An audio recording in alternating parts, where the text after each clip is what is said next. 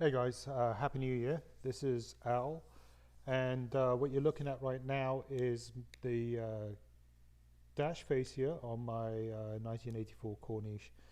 The car lived in Florida pretty much all its life, so um, the veneer is in pretty bad shape. It's not savable. Much of the veneer was actually peeling off with the clear coat, so you really couldn't strip it and re-glue the veneer. So what I decided to do is buy some sequence matched veneer and strip it, and then try to fix it myself.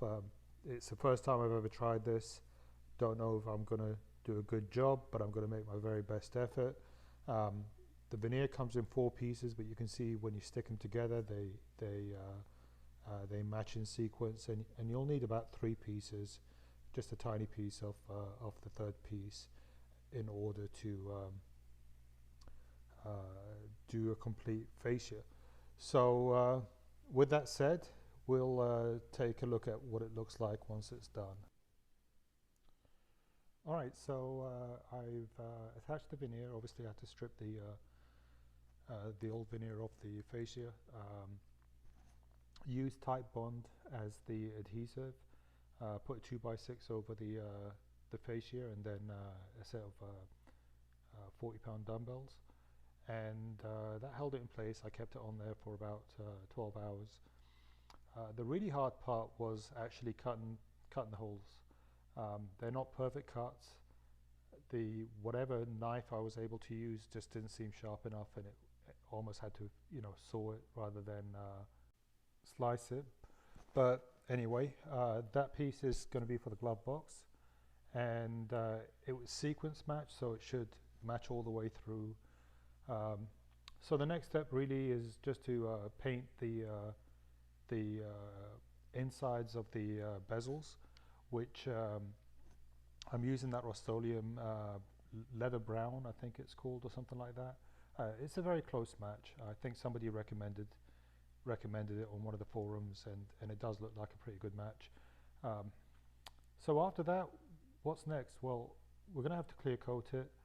I'm still deciding whether to use automotive clear, which is super resilient, obviously designed for the outside of the car, so waterproof, UV resistant.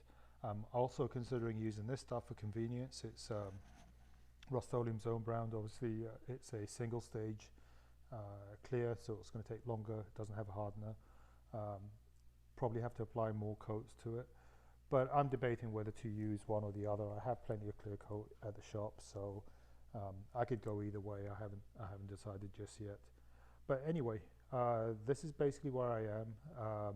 That's the paint that I'm using for the bezels, and hopefully I should get the rest of this piece done, and then do the glove box, and be able to put this thing back together again. I haven't driven that car ever since I replaced the head gasket, so it'll be nice to get it back out on the road again. Aside from that, really nothing much going on. I've been doing a lot of traveling back and forth to England, visiting with family.